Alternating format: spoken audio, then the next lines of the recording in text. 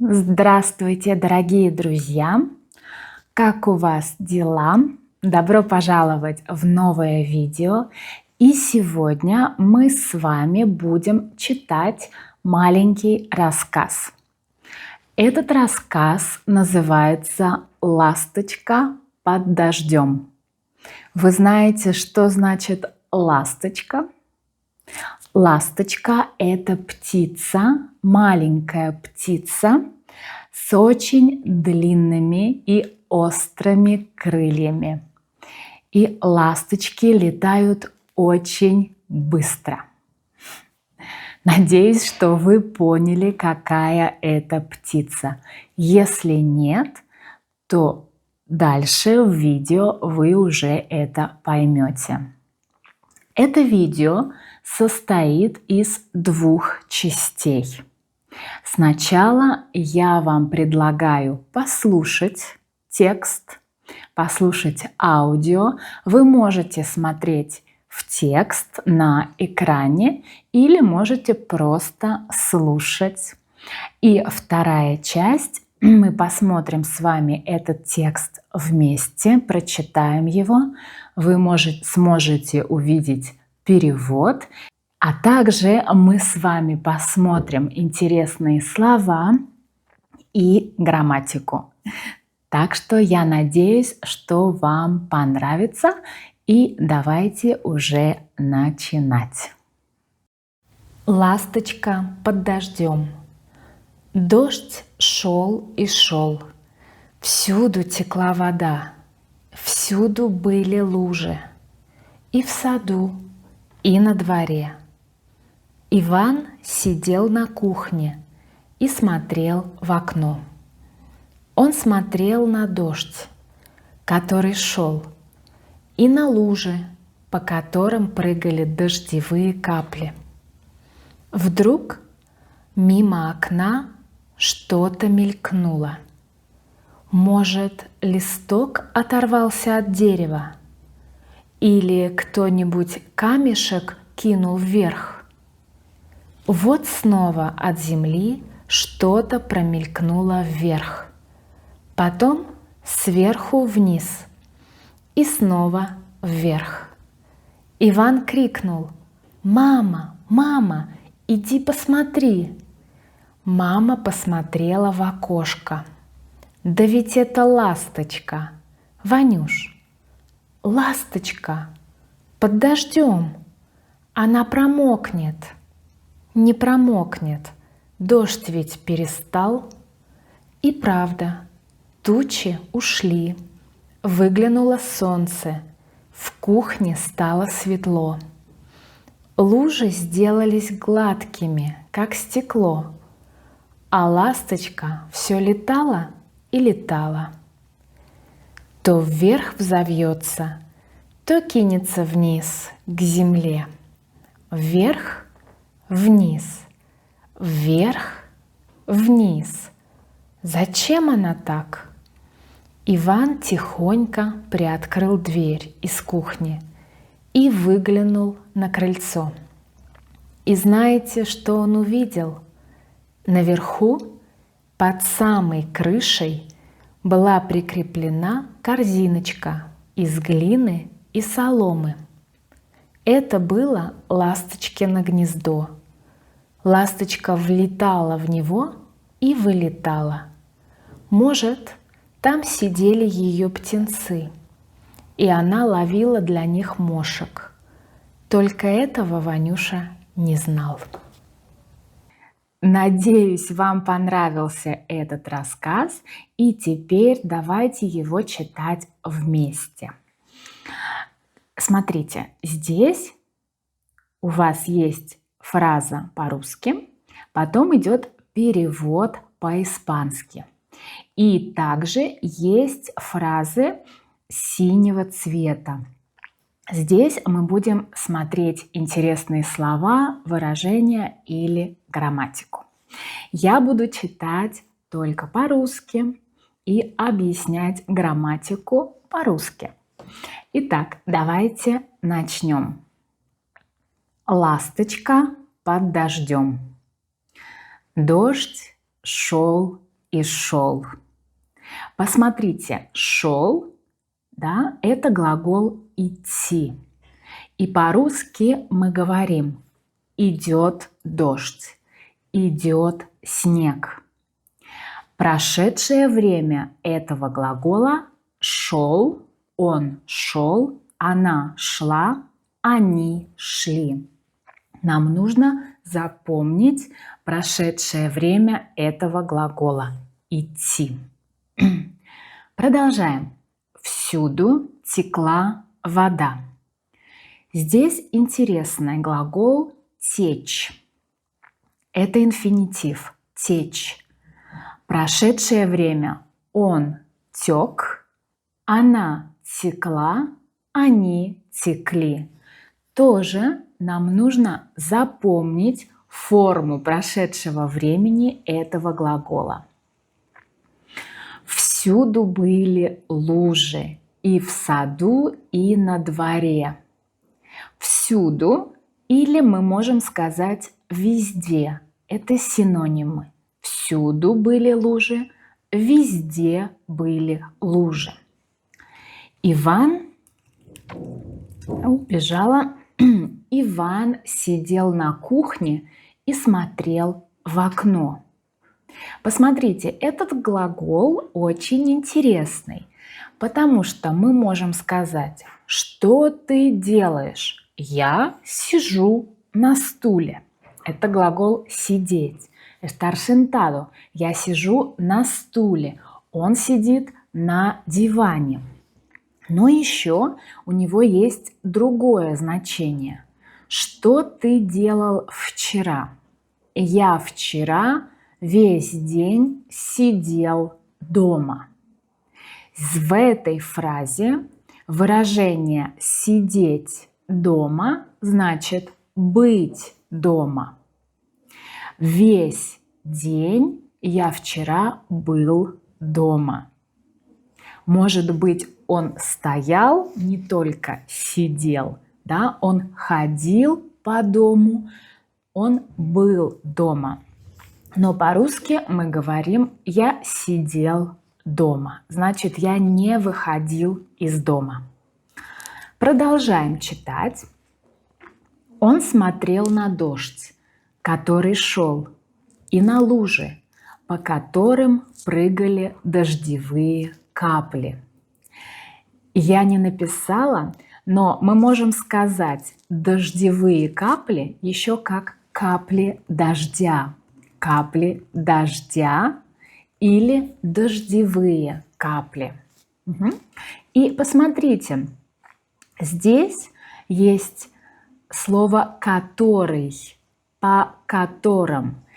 Если вам нужна информация по грамматике по этому слову, я вам оставлю ссылку, потому что есть видео на эту тему. Можете посмотреть. Вдруг мимо окна что-то мелькнуло. Посмотрите, глагол «мелькнуть». Мелькнуть – это значит показаться на очень короткое время. Что-то появилось и исчезло. Очень быстро. Это называется, мы говорим, мелькнуть. Что-то мелькнуло перед глазами. Появилось и исчезло. Может, листок оторвался от дерева? Глагол «оторваться». Оторваться от дерева. Еще я могу сказать, пуговица оторвалась от пиджака. Хорошо, продолжаем. Или кто-нибудь камешек кинул вверх. Вверх. Кинуть камешек вверх. Мы знаем слово камень и камешек. Это значит маленький камень. Кто-нибудь употребляется в вопросе. Да? Кто-нибудь камешек кинул вверх. Глагол кинуть. Знаем другой синоним бросить. Да? Кинуть или бросить. Вот снова от земли что-то промелькнуло вверх, потом сверху вниз и снова вверх. Посмотрите, здесь нужно написать букву В. Вот так, вверх. Выражение. Запомните эти два выражения. Сверху вниз, да, вот оно сверху вниз, и снизу вверх. Сверху вниз и снизу вверх. Продолжаем. Иван крикнул. И здесь глаголы кричать и крикнуть. Кричать – это несовершенный вид, и крикнуть – совершенный вид. «Мама, мама, иди посмотри!» Мама посмотрела в окошко. Мы знаем слово «окно», и окошко – это маленькое окно. Но даже когда оно большое, мы тоже можем сказать «посмотреть в окошко». Да ведь это ласточка, Ванюш. И здесь, посмотрите, очень интересно, я вам написала несколько вариантов, несколько имен, как мы можем назвать человека, да, которого зовут Иван. Как мы можем сказать по-другому это имя. И я написала только 7 слов, но их намного больше. Иван, Ваня, Ивасик, Ванечка, Ванюша, Ванюха, Ванюта. Но, повторяю, их намного больше. Ласточка под дождем, она промокнет. Не промокнет.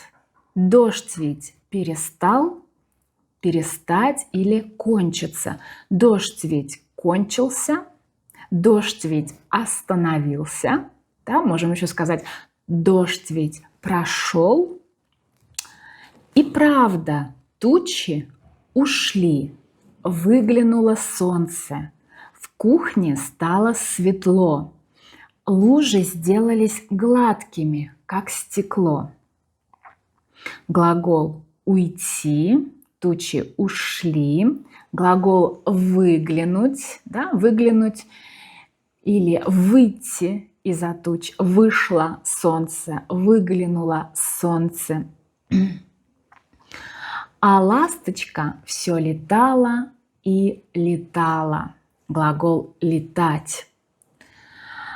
То вверх взовьется, то кинется вниз к земле. Вверх, вниз, вверх, вниз. Зачем она так? Иван тихонько приоткрыл дверь из кухни и выглянул на крыльцо. Посмотрите, пожалуйста, эту разницу между открыть дверь и приоткрыть дверь. Какая разница между этими глаголами? Открыть дверь полностью, да? Мы открываем дверь полностью. А приоткрыть дверь – это значит немножко открыть дверь. Немножко, чтобы посмотреть, да? Открыть, оставить щелочку. Мы говорим щелочку, маленькое пространство, чтобы только посмотреть. И знаете, что он увидел? Наверху, под самой крышей, была прикреплена корзиночка из глины и соломы. Это было ласточкино гнездо. Мы можем также сказать гнездо ласточки, да? И использовать родительный падеж. Это было гнездо ласточки. Ласточка влетала в него и вылетала. И здесь, посмотрите, я вам написала глаголы с приставками «в» и «вы». Влетать, вылетать. Влетать в, предлог в, и вылетать из. Входить в, я вхожу в комнату, и выходить, я выхожу из комнаты. Въезжать на машине, машина въезжает в гараж, или я въезжаю в гараж на машине, и выезжать из гаража, из города. Это приставки. Может, там сидели ее птенцы, и она ловила для них мошек. Только этого Ванюша не знал. Вот такой рассказ. Надеюсь, что он вам понравился. Мы с вами разобрали интересные моменты, да, грамматические, лексические моменты из этого рассказа. Если вам что-то непонятно или что-то интересно, вы хотите узнать больше из того, что мы с вами видели, то напишите мне в комментариях.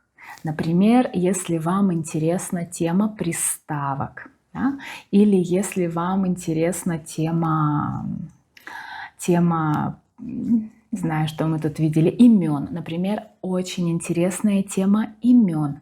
Если вы хотите, чтобы я сделала какое-то видео, определенное видео по какой-то определенной теме, то пишите мне в комментариях, и я сделаю.